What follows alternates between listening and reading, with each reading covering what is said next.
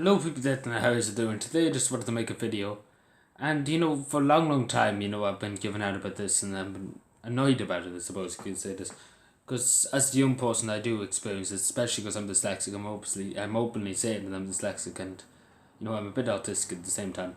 um and the state have kind of let me down. I've said this many times to many ministers, and I've said it many times to many county councillors, that the state has let me down, when I was younger, with special needs resources, and not giving me the resources and the required needs that I needed when I was younger. And still to this day I don't get the required needs I probably need for special resources and everything like that. And this is the same with many people who have dyslexia and autism. They're really just pushed at the back and just left. um, and which is not good enough. It's really not good enough, especially when you like, I done my best in school. I done my best when I was in national school, and I done my best when I'm in secondary school. I'm still in secondary school, but you do your best. I'm doing my best with very little resources and very little help. Um, and that's nothing to do with the school or the. It's nothing to do with the teachers. It's the state. It's the problem with the state, because they haven't got enough resources. They haven't got enough staff to care for people with special needs problems, or mental health issues, or anger issues, or anything like that. They haven't got the resources, and it's simply down to that. And you just have to wonder. Um,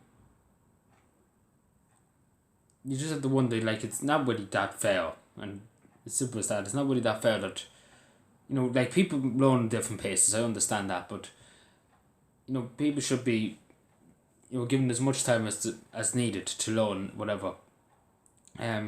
Which sadly in this country, there's not really much time. They don't have the resources to allocate special, like, people with dyslexia and people with autism.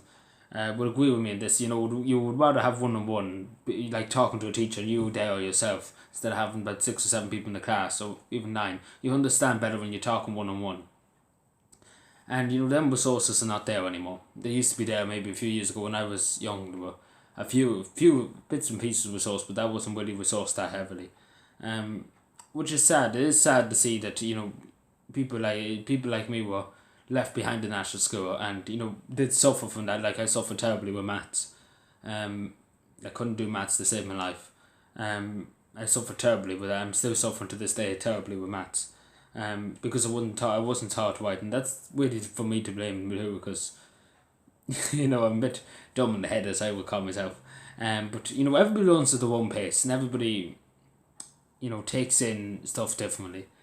And you don't think, as I say to people with dyslexia and autism, you don't think you can do it at the end of the day. People with autism and dyslexia are very intelligent, they're very knowledgeable, they know a lot of stuff. They're very down to earth people, and they know what's up. Let's be honest.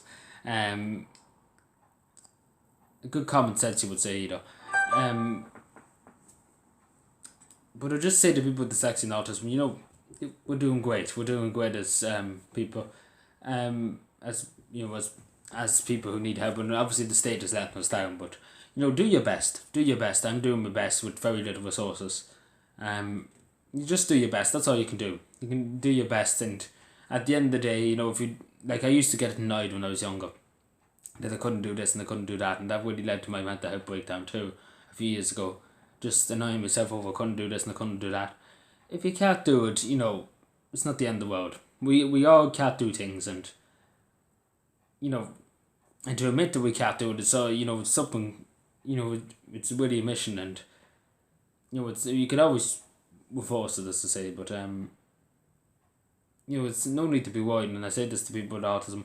The state let us down. The state let us down. Of course, they have let us down a lot. But we always have to remember that we have many other skills apart from learning things at school. Because school is only a short period of time, and we have a whole other life. And I believe me, many big employers I know, would rather people who are very honest and very hard-working than somebody that has about 6 or 7 degrees in every subject on the planet.